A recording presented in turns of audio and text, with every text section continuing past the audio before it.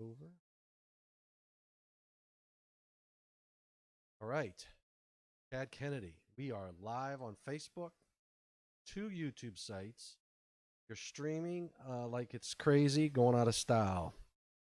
Thank you for taking time. I know you're a busy guy as well, and it is. I don't know. You're in. No, you're not. You're in Kentucky. No, where are you out of? I'm in South Carolina. That's right, South Carolina. So you're on the Eastern time zone, just like me, and it's 5:30. So you and I are. It's beer 30, and we're sitting online talking about your presentation is not basic motor installation requirements. Your presentation is,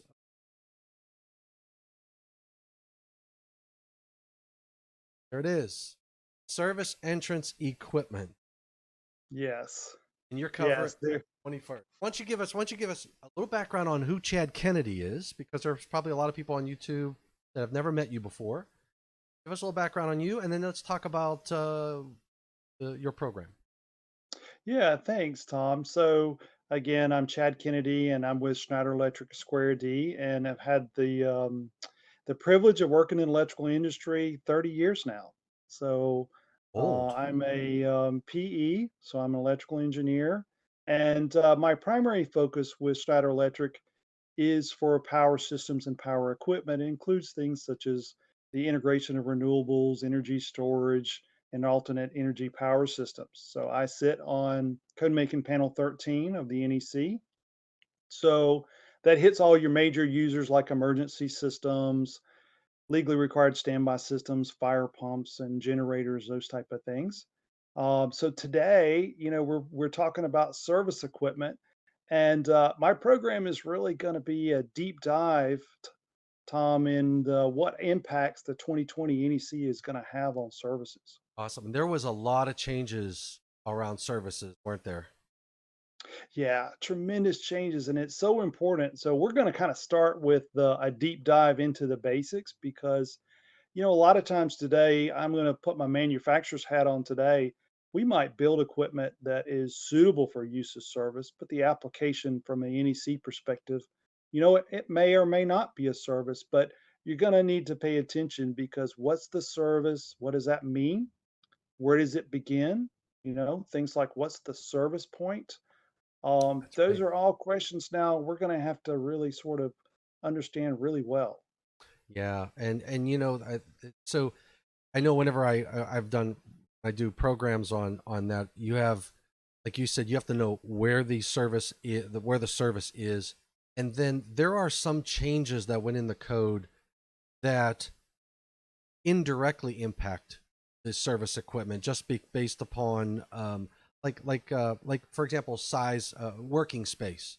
Working space, I believe, is 1200 amps and above. It's large equipment, but if you're at 1200 amps and above for working space, you're probably at the service entrance for a lot of install.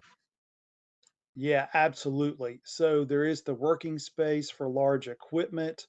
There's the rules change for where you have multiple service disconnects. So there's a lot of like common configurations of service equipment. So there's those pieces as well.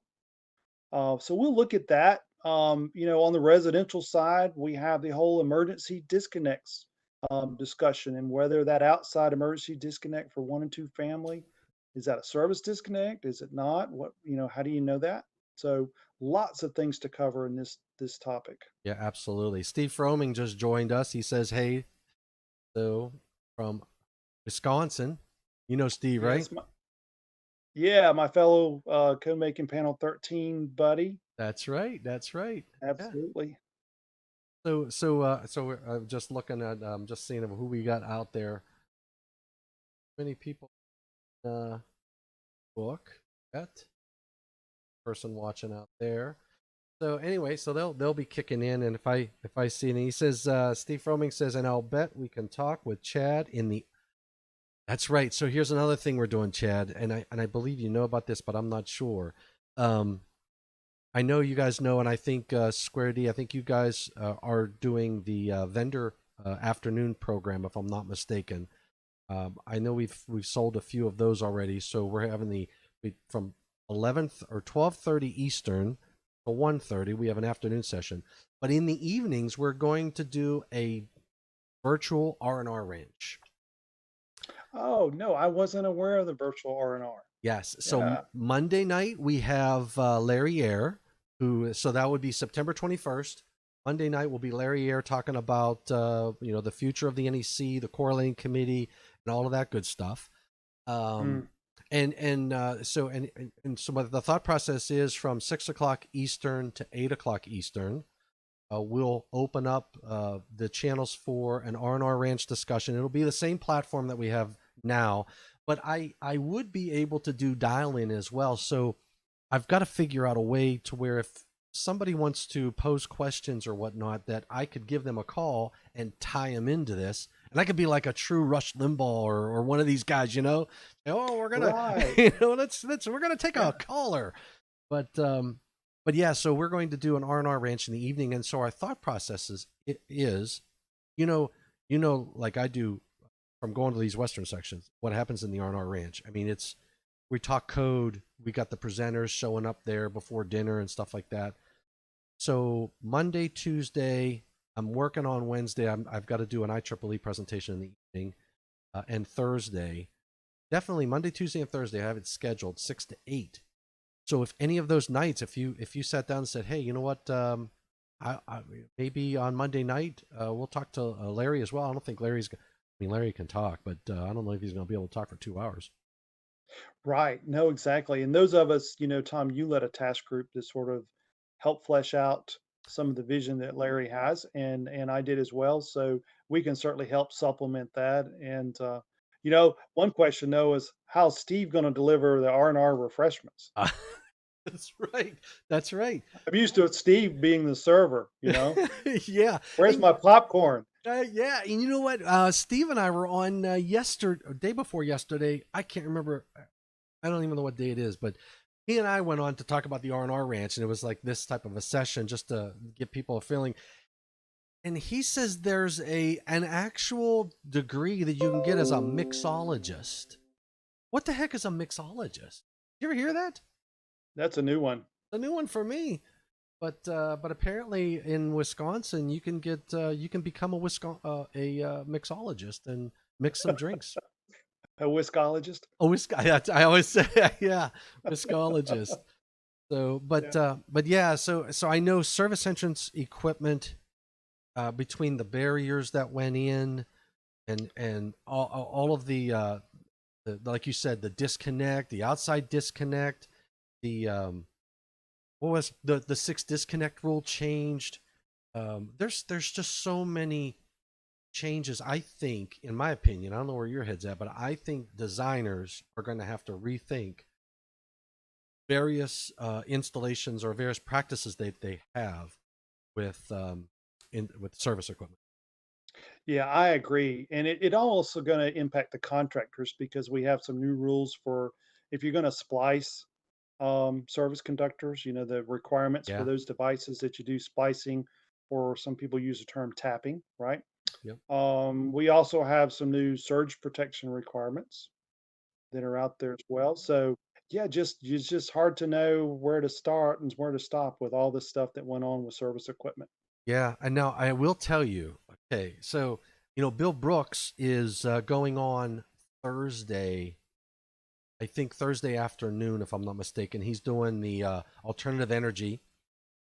And the Hmm. title I had of his, well, I think it's still out there. The title that I have of his session is Tapping into the Service. Yes. Okay. Did you know that, Bill, I know, and Bill said, I'm sure if Bill feels this way, there are probably other people that have share the same concerns. They do not like the word tapping into the service. And so I don't know, you aware of that? Well, so, being a Panel 13 member, I'm a little sensitive about the word tap just because, we put some clarifications for, when you're doing a generator tap and those type of things. And we sort of clarified that in our scope, it always means you have overcurrent protection ahead of it if you use the term tap. So, I think that there is a lot of interesting stuff for Bill to cover for a line side connection like that, and particularly the rules that went in around that being very much like a service, right? That the Yep. equipment where the overcurrent protection is suitable for use as service. It's a service entrance wiring method. Um, it's was even, I think that the conclusion that you naturally come to, based on what happened in the final wording is that that disconnect is another service disconnect. Yeah.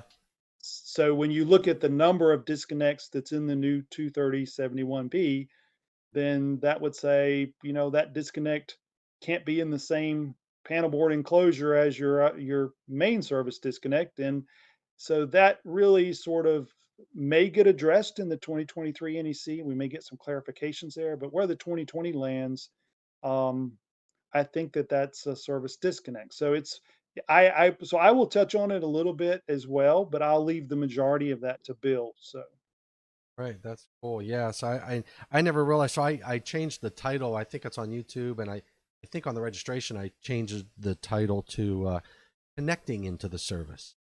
yes, He felt more comfortable with that, but it just really shows you that words make a difference, especially in the code world. You know. yes, yes, and that's why the terms around the different service conductors, what's service entrance conductors, and what's service lateral, what's overhead service conductors, and those things get really important because um, it comes down to where you can have multiple service entrance conductor sets as considered one service or multiple services, and all of that sort of begins to need to be well defined. And thankfully, we do. You just have to be really careful about the terminology and pay attention to the definitions in the code.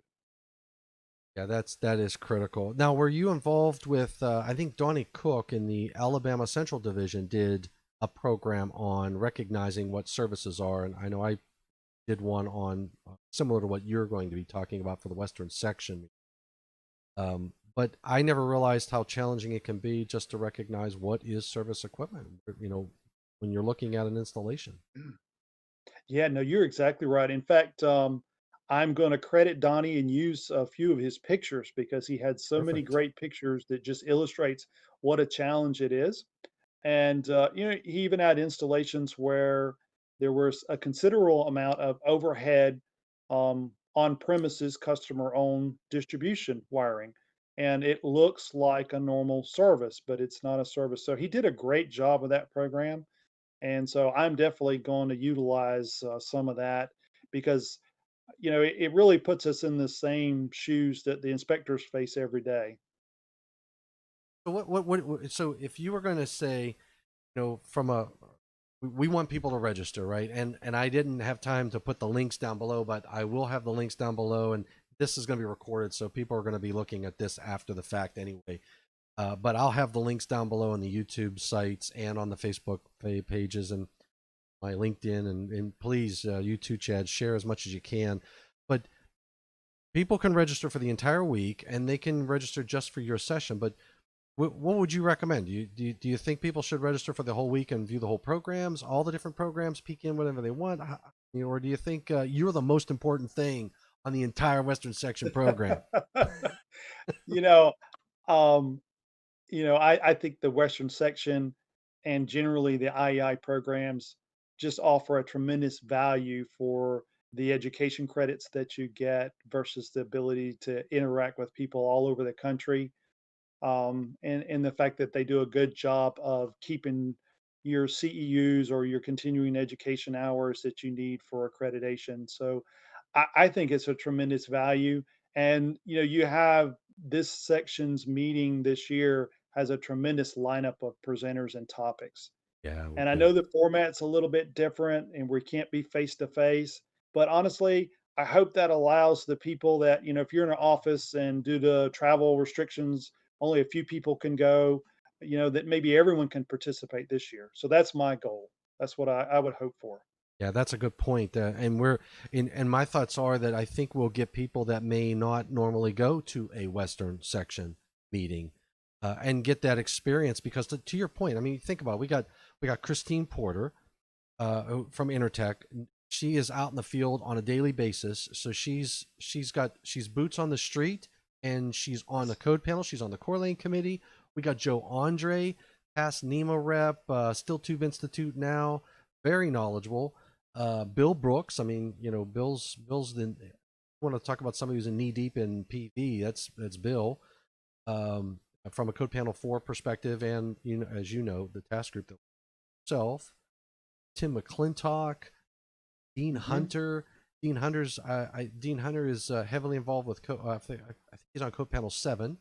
If I'm not mistaken, and he's a chief electrical inspector. So David Williams, Core Lane Committee, Panel 10.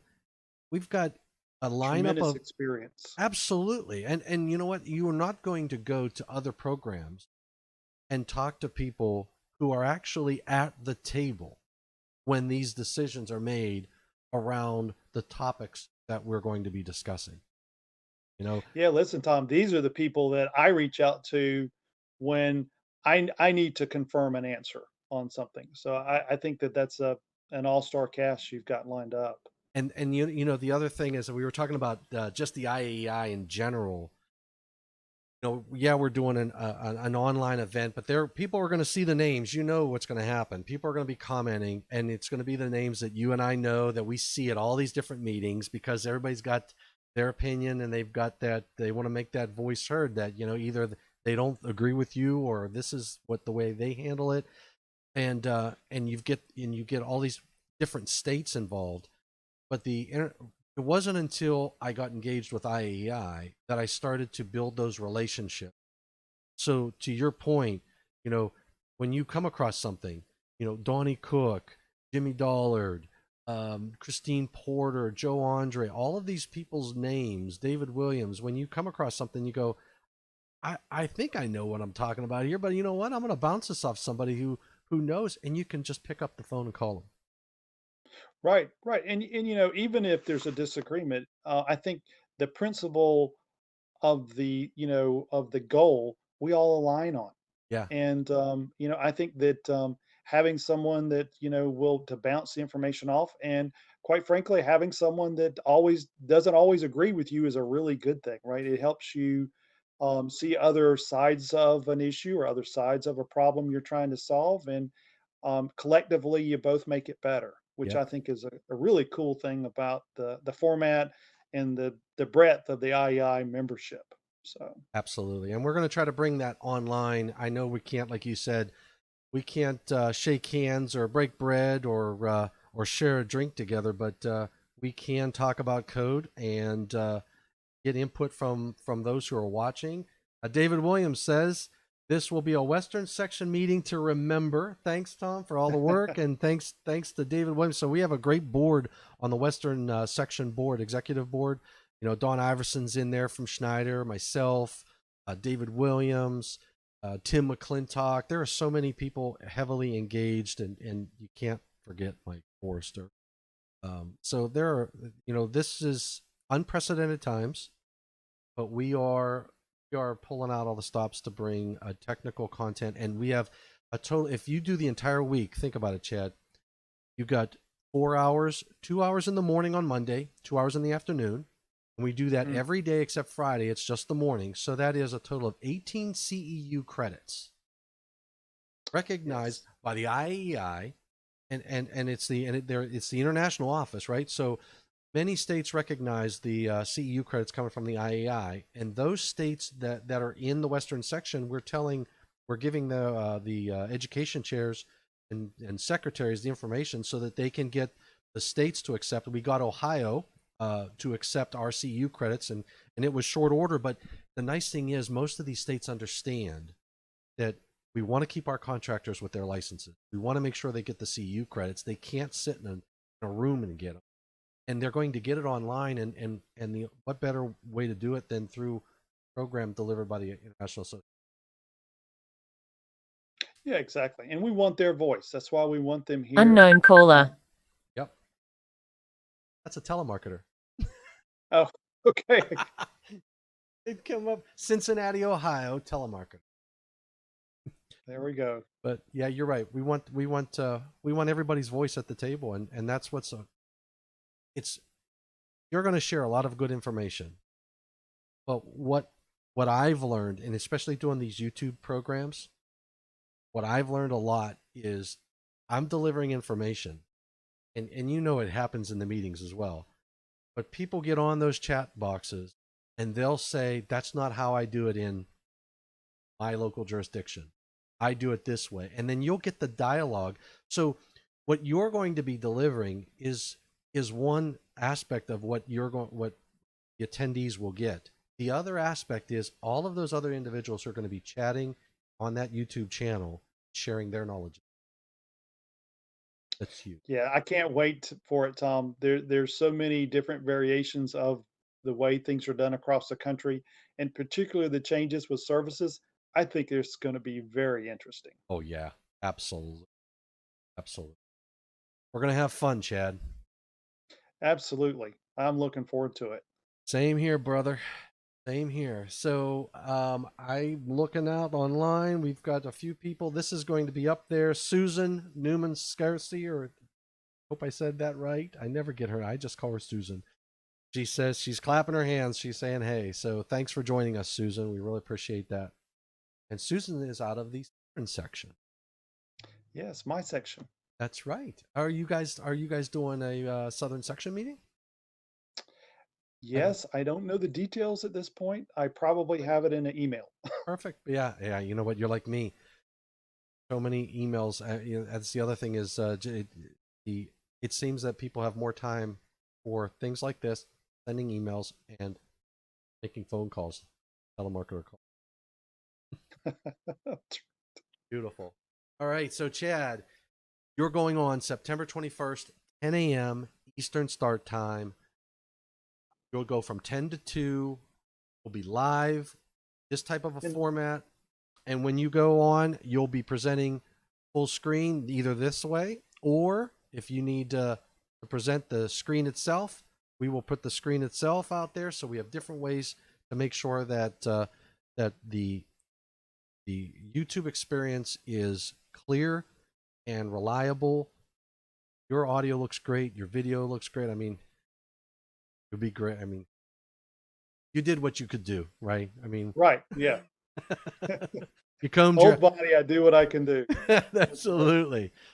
So I appreciate your time on this. We're not going to take up any more of your time. I know it's beer 30 for you and me, and I appreciate your time, and I appreciate your time for September. And anybody out there, please subscribe to the Western Section YouTube channel. We need subscribers.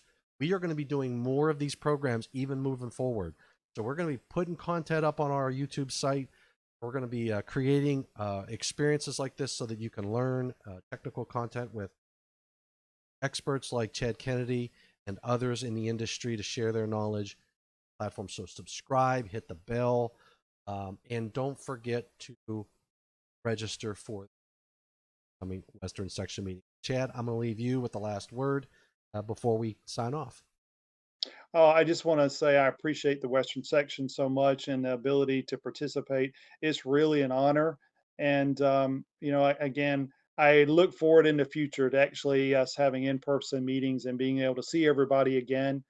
But I encourage everyone to participate. I think that, during the circumstances, we have a platform, we're going to use it. I think everyone who participates will get something out of it. So please join.